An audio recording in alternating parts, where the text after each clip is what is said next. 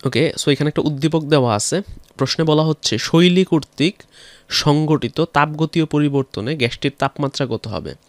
আচ্ছা, শৈলী কি করছে? এখানে বলা হচ্ছে দ্বাদশ শ্রেণীর বিজ্ঞানের দুজন শিক্ষার্থী সুজন ও শৈলী। আচ্ছা, আমি শৈলীরটা আমার হচ্ছে টার্গেট। শৈলী কি করছে? একটি আদর্শ গ্যাসকে 27 ডিগ্রি সেলসিয়াস তাপমাত্রা এবং 300 সেন্টিমিটার পারদচাপে যথাক্রমে সমষ্ণ ও রুদ্ধতাপীয় প্রক্রিয়ায়। আচ্ছা, এই জায়গাটা গুরুত্বপূর্ণ। প্রথমে প্রশ্নে নাম আসছে সুজনের, তাহলে সুজন করছে হচ্ছে আমার সমষ্ণ প্রক্রিয়ায়, আর শৈলীর নাম আসছে দ্বিতীয়তে, তাহলে শৈলী করছে রুদ্ধতাপীয় প্রক্রিয়ায়। কি করছে? আয়তন অর্ধেক করছে। গ্যাসটা হচ্ছে দ্বিপরমাণুক। ওকে, সো এখন আমার কোশ্চেন হচ্ছে এইটার চূড়ান্ত তাপমাত্রা কত? শৈলী যে প্রক্রিয়ায় গেছে, আমি এখানে একটু সিম্পলি লিখি। শৈলী হচ্ছে আমার রুদ্ধতাপীয় প্রক্রিয়ায়,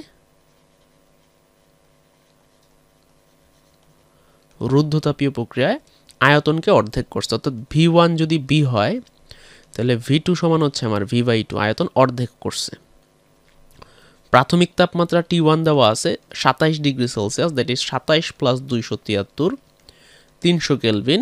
আমাদের এখানে প্রশ্ন করা হয়েছে এই প্রক্রিয়ায় চূড়ান্ত তাপমাত্রা কত। যে গ্যাসটা ব্যবহার করা হইতেছে এই গ্যাসের গামার ভ্যালু আমাকে বলা আছে। গামা বলছে হচ্ছে দ্বিপরমাণুক। আমরা জানি দ্বিপরমাণুক গ্যাসের গামার ভ্যালু হয় 1.4। ওকে, তো এখন এই প্রক্রিয়াটা যেহেতু রুদ্ধতাপীয় প্রক্রিয়ার ক্ষেত্রে আমরা জানি T1 V1 গামা মাইনাস 1 সমান T2 V2 গামা মাইনাস 1। ওকে, সো আমাদের T2টা বের করতে হবে। তাহলে এখান থেকে আমরা লিখতে পারি T1 V1 gamma minus 1 divided by V2 gamma minus 1 সমান হচ্ছে T2। তাহলে T2 সমান আমরা লিখতে পারি T1 into V1 by V2 power gamma minus 1। এখন যদি আমরা মান বসাই দিই, T1 হচ্ছে 273, দুঃখিত 300, T1 হচ্ছে 300 into V1 by V2, V1 হচ্ছে V, V2 হচ্ছে V/2, গামা হচ্ছে 1.4 মাইনাস 1। বাকি ক্যালকুলেশনটা আমি এই পাশে করি। 300 ইন্টু V ইন্টু এই যে নিচে আমার V/2 আছে, এটা উল্টে 2/V পাওয়ার 0.4 হবে। 1.4 থেকে 1 বিয়োগ করলাম, বিবি কাটা। 300 into 2 to the power 0.4। Okay, so এখন আমরা ক্যালকুলেশন করে দেখি আমাদের কত আসে। 300 ইন্টু 2 টু দি পাওয়ার 0.4। ওকে, এটা করলে আমরা পাচ্ছি হচ্ছে 395.85 কেলভিন। ওকে, 395.85 কেলভিন। ও এটাকে যদি আমরা সেলসিয়াসে নিয়ে যাই, 395.85 মাইনাস 273 ডিগ্রি সেলসিয়াস, দেখি এটা কত আসে। মাইনাস 273।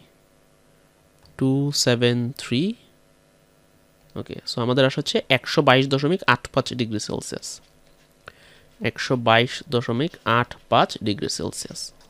তাহলে এখানে আমাদের প্রথম প্রশ্নের উত্তর আমাদের চলে আসছে যে শৈলী হচ্ছে রুদ্ধতাপীয় প্রক্রিয়ায় 27 ডিগ্রি সেলসিয়াস তাপমাত্রার একটা গ্যাসকে আমার অর্ধেক আয়তনে নিয়ে আসছিল।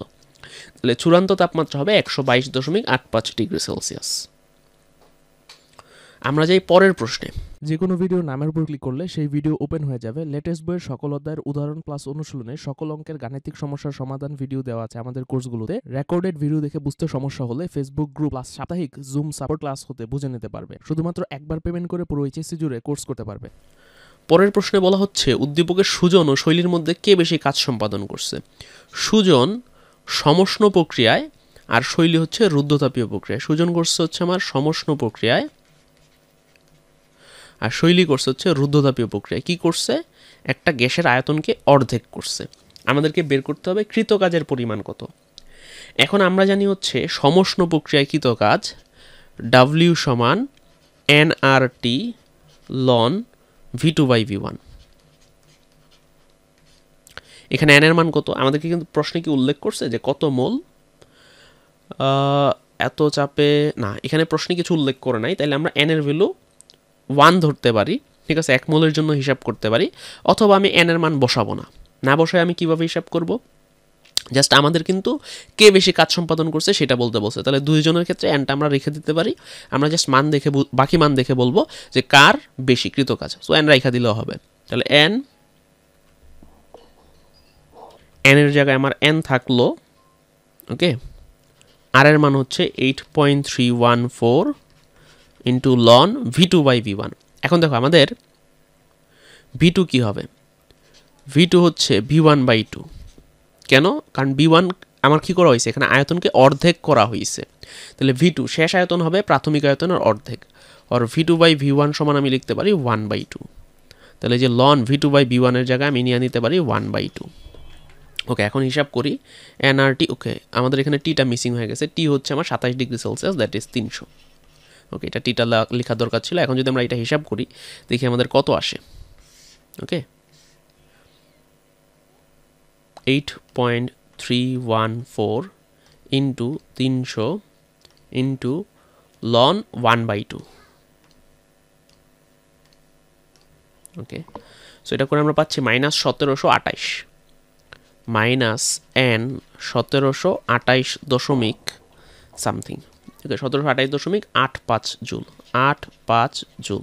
ওকে, এখন এখানে মাইনাস আসছে কেন? দেখো আমাদের সিস্টেমের আয়তন হ্রাস পাইছে, তাহলে বাহ্যিক পরিবেশ সিস্টেমের উপর কাজ করছে, তাই আমার কৃতকাজ কী হবে, এখানে নেগেটিভ আসছে।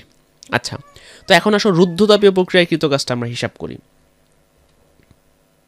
তো আমরা জানি রুদ্ধতাপীয় প্রক্রিয়ায় কৃতকাজ W সমান হচ্ছে, আচ্ছা এটাকে আমরা W1 ধরে এটাকে W2, NR by gamma minus 1 into T1 minus T2। Okay, তাহলে এখন দেখো এন এর ভ্যালু আমি জানি না, আর এর ভ্যালু হচ্ছে 8.314, গামা দ্বিপরমাণু গ্যাসের গামার ভ্যালু হচ্ছে 1.4। তাহলে 1.4 minus 1 T1 minus T2। T1 হচ্ছে আমাদের 27 ডিগ্রি সেলসিয়াস বা 300 কেলভিন, অবশ্যই বড় হাতের টি মানে কেলভিন তাপমাত্রা বা পরম তাপমাত্রা নিতে হবে, মাইনাস T2। আচ্ছা, এই যে রুদ্ধতাপীয় প্রক্রিয়ায় চূড়ান্ত তাপমাত্রা পরিবর্তিত তাপমাত্রা T2টা আমার লাগবে। তো এটা কিন্তু আমরা আগের অংশে করছি, এই যে ক অংশে করছিলাম। হ্যাঁ, আমরা যে T2 কত পাইছিলাম 395.85, এটা এখানে বসাই দিব।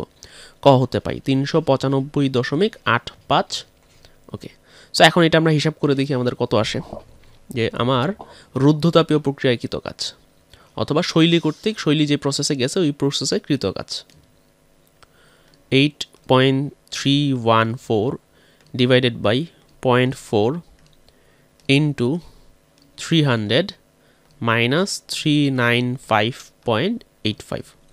ওকে, এটা ক্যালকুলেশন করে আমরা কি পাচ্ছি, -1992। ওকে, সো আমরা এটা লিখি 1992 মাইনাস এন 1992.24225, তাহলে 24 জুল। তো আমরা দুজনের কৃতকাজ পেয়ে গেছি। এখন আসলে এখানে দুটোটাই কৃতকাজ নেগেটিভ আসছে, কারণ হচ্ছে আমার সিস্টেমের উপর কাজ করা হয়েছে। তো এই ক্ষেত্রে দেখতেছি যে আমার শৈলী কর্তৃক কৃতকাজের মান বেশি আসতেছে। ঠিক আছে, মানের দিক দিয়ে যদি আমি চিন্তা করি, হ্যাঁ 1992 N আর এখানে হচ্ছে 1728 N, তাহলে হচ্ছে শৈলী কর্তৃক বা হচ্ছে রুদ্ধতাপীয় প্রক্রিয়ায় কৃতকাজের মান বেশি। ঠিক আছে, এটা সিস্টেমের উপর কাজ করছে তাই নেগেটিভ আসছে, কিন্তু শৈলী কর্তৃক কৃতকাজের মান বেশি, মানে শৈলী বেশি কাজ করছে সিস্টেমের উপর। ঠিক আছে, শৈলী আমার কি করছে, বেশি কাজ করছে। আমরা সিস্টেমের উপর কৃতকাজ হিসাব করছি তাই নেগেটিভ আসছে, শৈলী কর্তৃক কৃতকাজ বেশি হবে আর সুজনের কৃতকাজ কম হবে।